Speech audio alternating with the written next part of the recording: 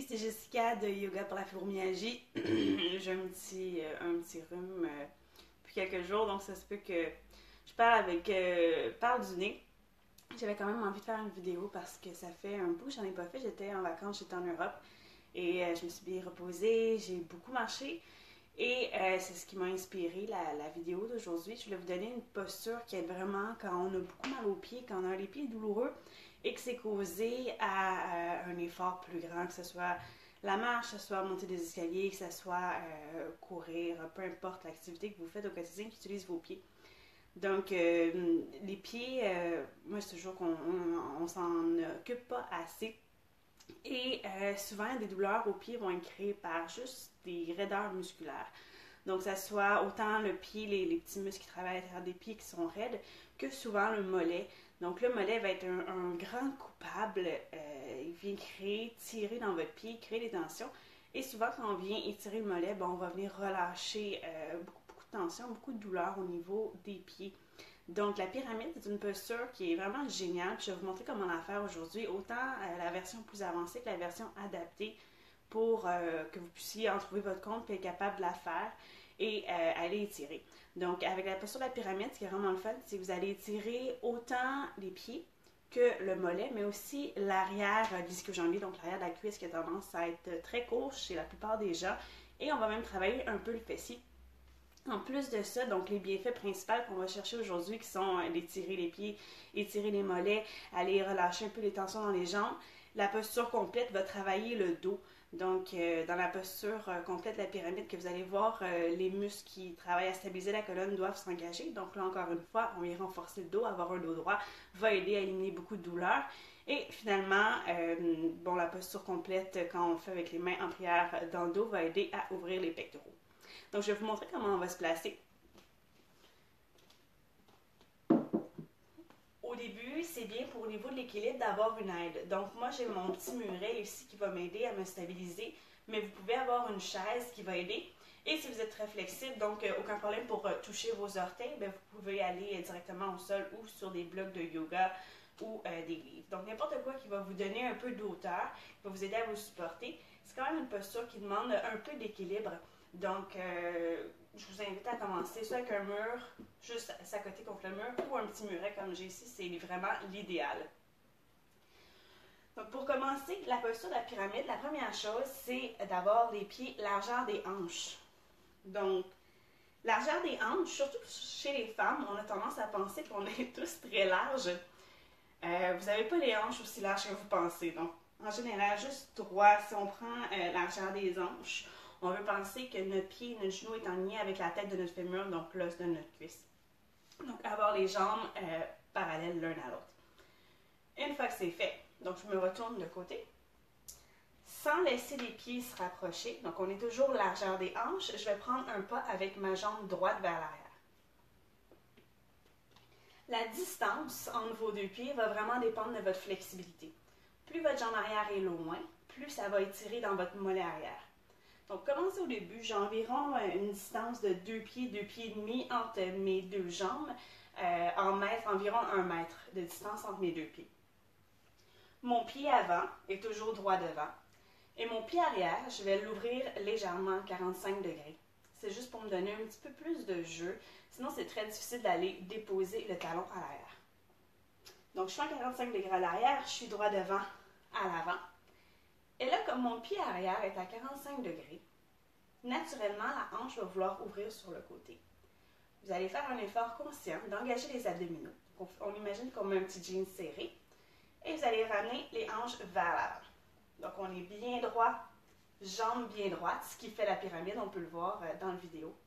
En gardant vos jambes bien droites, vous allez engager les quadriceps. Quand on engage les quadriceps, c'est juste pour protéger nos genoux. C'est important de le faire.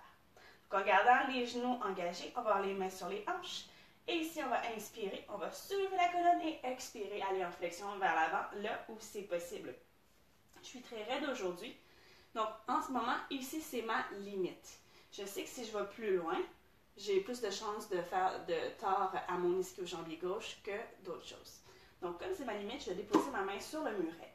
Ici, vous pourriez avoir la main sur une chaise ou sur des blocs. Donc, dans la version complète, on a les mains au sol. mais je n'irai pas jusque-là aujourd'hui parce que mes muscles ne sont pas réchauffés. Ce qui est important, c'est autant que les jambes sont droites, votre colonne est droite. Donc pensez là, tout est raide, raide, raide. Dos droit, jambes droites. Et si on fait juste respirer, pousser dans nos jambes, ressentir autant l'étirement à l'arrière de la cuisse que l'étirement à l'arrière du mollet. Prenez environ un 5-6 respirations au début, puis ressortez de la posture, puis re-rentrez.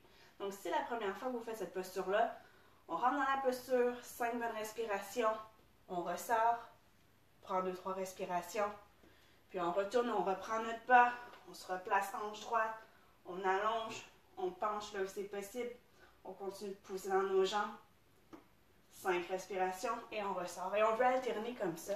Ça vous permet de développer de l'endurance sans amener votre système nerveux en mode panique parce que c'est trop d'efforts tout d'un coup. Éventuellement, quand vous êtes capable de la maintenir plus longtemps, ben là, on peut aller à 15, 20, 30, 40 respirations jusqu'à maintenir quelques minutes la posture. N'hésitez pas à changer de côté, bien entendu. Vous pouvez switcher, changer de posture. Donc, 5 respirations d'un côté, puis 5 respirations d'un côté, comme ça ici. Ou vous pouvez faire un côté en premier, disons 3 répétitions, 5 respirations, et ensuite vous vous attaquez à l'autre côté. Donc ça, c'était la version de base. Quand vous voulez aller un peu plus loin, ça va être tout d'abord de prendre un petit peu plus d'espace entre vos deux jambes. Donc, si je commence avec ma jambe droite, dans la pyramide complète, je vais prendre beaucoup plus d'espace pour vraiment aller travailler un peu plus au niveau du mollet, à l'arrière. Ça vous demande un peu plus d'effort pour amener les hanches. Et dans la posture de la pyramide complète, on vient joindre les mains dans le dos. Donc, on vient en ouverture au niveau du cœur, dos bien droit, et on va pencher là où c'est possible. Donc, dans la version plus avancée, les jambes travaillent plus fort pour nous supporter, mais aussi le dos travaille parce qu'on ne veut pas s'arrondir dans la posture. On veut vraiment allonger, créer de l'espace. Donc, si vous débutez encore une fois avec cette version-là, on peut prendre 5 respirations, remonter, relâcher, et comme ça ici, on va alterner encore une fois pour développer l'endurance, développer la force, la flexibilité. Si vous avez beaucoup de douleurs aux pieds, aux mollets qui sont dues à donc vraiment cette chaîne musculaire-là qui est difficile à étirer, c'est sûr que ça ne va pas être agréable au début.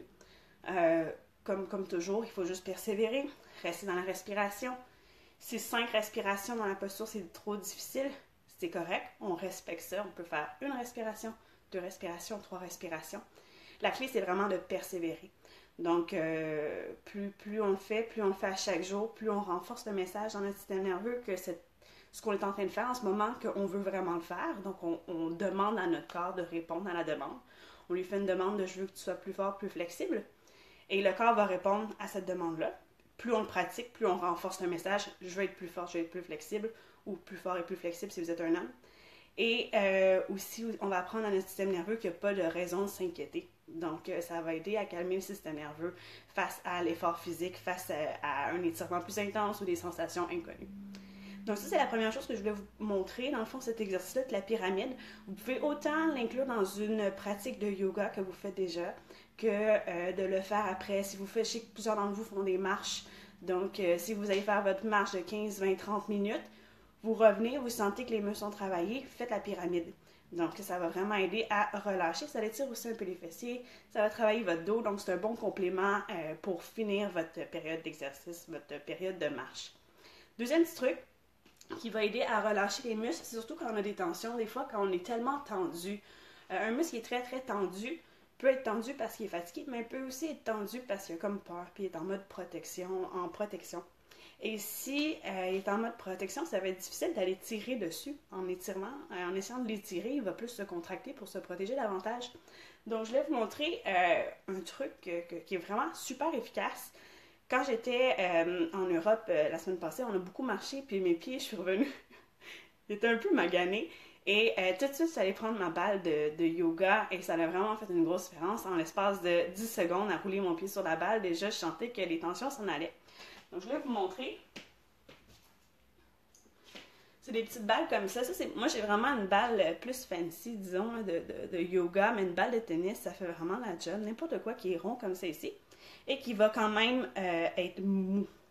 Donc, on veut une certaine fermeté, mais on veut pas que ça soit trop dur parce que sinon, ça peut irriter les tissus. Donc, on parle de protection. Si les muscles sont déjà tendus, puis on pousse quelque chose de dur puis de désagréable contre eux, les muscles vont encore plus se contracter. Puis surtout, ça va amplifier la sensation de douleur, ce qui n'est pas nécessaire d'avoir plus mal qu'on a déjà. Et on ne veut pas que ce soit trop mou non plus parce qu'on veut quand même qu'il y ait un certain effet de massage. Donc, vous prenez la balle, que ce soit des balles de yoga, comme je le dis, ou des balles de tennis. Vous tenez en équilibre contre le mur ou vous pouvez même le faire assis. Puis on fait juste rouler comme ça ici la balle sous le pied. Il y a des endroits qui vont être plus sensibles que d'autres. C'est vraiment tentant de dire on va y aller vraiment intense sur les endroits qui sont sensibles, c'est pas nécessaire. Faites juste comme rouler autour du pied quelques instants. Et ensuite, quand on redépose, on sent déjà une différence, là, juste d'avoir fait avec vous. Je sens déjà que mon pied est un peu plus plat, un peu plus large. On dirait qu'il est plus en contact avec le sol. Puis ça m'indique que j'ai aidé à relâcher les petits muscles. Si c'est le genre d'exercice qui vous intéresse, dans l'espace membre, j'ai d'ailleurs une vidéo où je vous montre une séquence de balles, un massage un peu plus recherché avec différents mouvements avec les balles, donc ça peut être intéressant. Mais juste avec la balle puis de rouler un peu, déjà, on sent déjà l'effet. Donc, je vais aller reprendre mon souffle.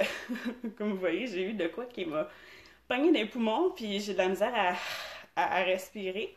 Donc, par contre, bien entendu, même si je suis plus là en live, je suis toujours là pour répondre à vos commentaires, à vos questions. Donc, n'hésitez pas à écrire en commentaire ou à m'écrire en inbox, comme toujours, ou au info@yogafibromialgie.com où moi et Laurence qui travaillent ici, on prend le temps de vous lire puis de vous répondre au mieux de notre connaissance quand vous nous demandez des choses plus particulières. Donc, je vous remercie de m'avoir écouté comme toujours. On se dit à la semaine prochaine pour un autre Facebook Live. Comme je reviens de vacances, j'ai pas mes thématiques très pas développées ou développées, ils ne sont pas encore décidés. Donc, si vous avez des demandes spéciales pour la semaine prochaine ou juste pour les prochaines semaines en général, le contenu, j'essaie de varier, mais si c'est toujours plus facile puis plus intéressant aussi pour moi quand vous me posez une question directe. Donc, est-ce que tu as un exercice ou est-ce que tu as une méditation, une respiration pour X ou pour Y? Moi, je sais que je réponds vraiment puis je donne vraiment des contenus que vous aimez. Puis, ça m'aide parce que je travaille pas pour essayer d'être le plus utile possible. Donc, c'est ça. N'hésitez pas à mettre vos suggestions. Puis, si vous connaissez quelqu'un dans votre entourage, que ce soit à la fibromyalgie ou pas, qui a des douleurs chroniques, qui a mal aux pieds, puis qui pourrait bénéficier d'avoir des exercices comme ça, ou qui pourrait juste bénéficier de voir quelqu'un de bonne humeur, puis qui continue de se battre, puis de garder de l'espoir avec la fibromyalgie, je vous invite à partager avec ces personnes-là qui seraient peut-être un peu...